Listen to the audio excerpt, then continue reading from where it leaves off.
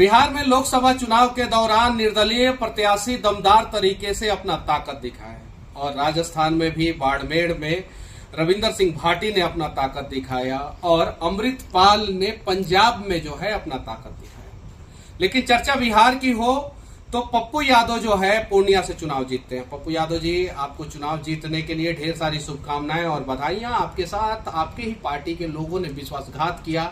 राजद ने तो आपके पीठ पे, पेट पे, सर पे जहां भी छुरा घोंपना था वहां पे घोंपा और आपको रोकने का भरपूर प्रयास किया। लेकिन आपने साबित कर दिया कि आप सही थे और आपका निर्णय सही था और आप चुनाव लड़े और आप चुनाव जीते भी। और आप 23,000 वोट से चुनाव जीते और जिसको राजद ने टिकट दिया था वो सिर्फ और सिर्फ 27,000 वोट उनको आया था, सिर्फ 27,120। राजद ने जिसको टिकट दिया उनका जमानत तक जब्त हो गया। पवन सिंह, आप भी चुनाव अच्छे ढंग से लड़े, लेकिन आप जो है दूसरे नंबर पे रहे।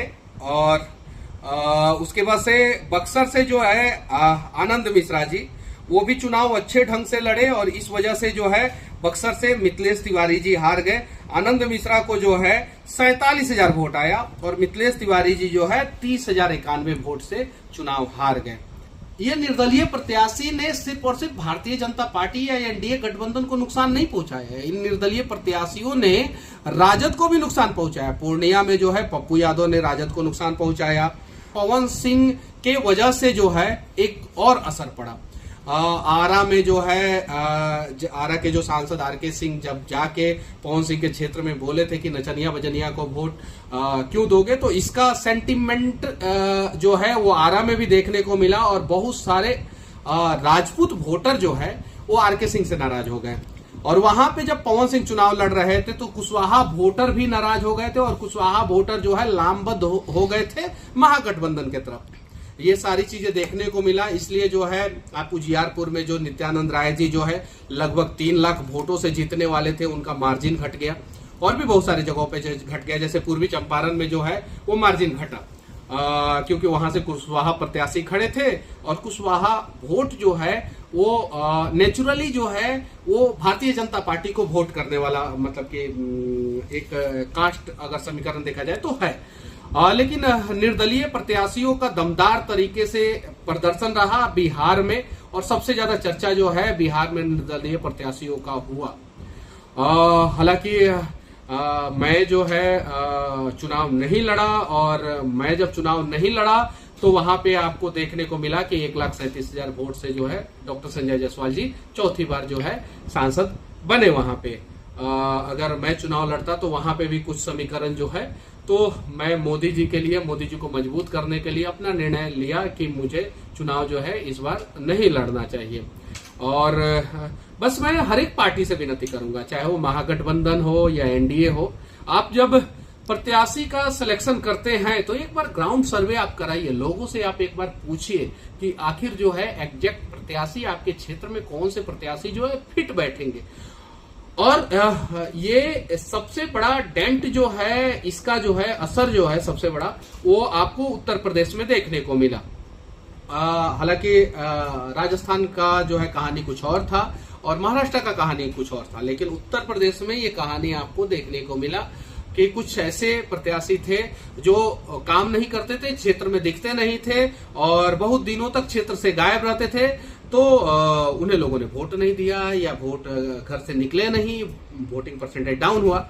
अब मैं सभी प्रत्याशियों से कहना चाहता हूं, खासकर एनडीए के प्रत्याशियों से कहना चाहता हूं कि आप सभी के पास अगर पैरवी आता है, अगर लोग वोट करते हैं, कार्यकर्ता वोट करते हैं, तो कार्यकर्ता ये उम्मीद भी करते हैं कि मैं अपने नेताजी को पैरवी करूंगा और नेताजी जो है मेरी बातों को सुनेंगे और मेरा काम करेंगे। मैं गलत पैरवी को जो है करने के लिए नहीं कह रहा हूं, लेकिन कभी कभी बहुत सारे आपके कार्यकर्ताओं का जेन्युइन कंसर्न होता है, तो उस पर ध्यान देना होगा। और इस बार ना सही 2029 में तो फिर जबरदस्त तरीके से कमबैक करेंगे और चौथी बार फिर से जो है नरेंद्र मोदी जी को 2029 में भी प्रधानमंत्री हम लोग बनाएंगे। लेकिन उसके लिए जो है आज से तैयारी करना होगा और जितने भी प्रत्याशी जीते हैं उन लोगों से मैं कहना चाहता हूं, खास करके एनडीए के प्रत्याशियों से मैं कहना चाहता हूं कि आप सभी जब लोकसभा का सत्र चलता है तो दिल्ली रहें, और लोकसभा का सत्र जब खत्म हो जाता है तो अपने क्षेत्र में, अपने कार्यकर्ताओं के बीच, अपने लोगों के बीच, अपने मतदाताओं के बीच में रहें। और पप्पू यादव जी, आपसे मैं कहना चाहता हूं कि आपका जितना अपमान जो है आरजेडी ने किया, उससे कहीं लाख गुना ज्यादा अपमान कांग्रेस ने किया।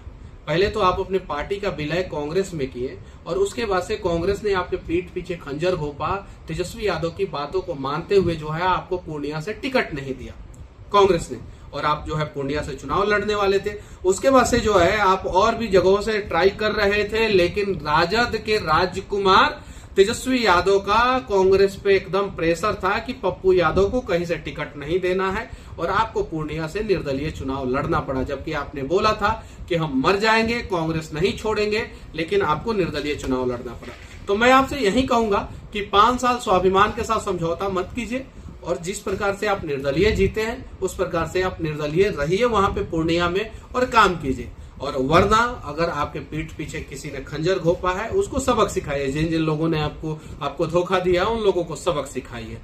पवन सिंह, आप भी अच्छे ढंग से चुनाव लड़े, आनंद मिश्रा जी आप भी अच्छे ढंग से चुनाव लड़े, और इन लोगों का लड़ने का तरीका ही बता रहा है कि आगे चल के जो पार्टियां टिकट देती है वो अब सोचेंगी कि किसको देना है, कौन से प्रत्याशी फिट बैठते हैं, कौन से प्रत्याशी का अपना भी वोट होता है, पार्टी का वोट होता है, प्रत्याशी का भी वोट होता है। तो पार्टी ये देखेगी कि कौन से प्रत्याशी का अपना जेन्युइन वोट है और सबसे ज्यादा वोट है, उनको टिकट दिया जाएगा। वरना इस प्रकार का जो है हादसा जो है किसी भी पार्टी के साथ हो सकता है। और बिहार में जो है गठबंधन और महागठबंधन दोनों जो है निर्दलीय प्रत्याशियों के कारण जो है चुनाव अनेकों सीटों पे हारी है और भुगत भोगी है।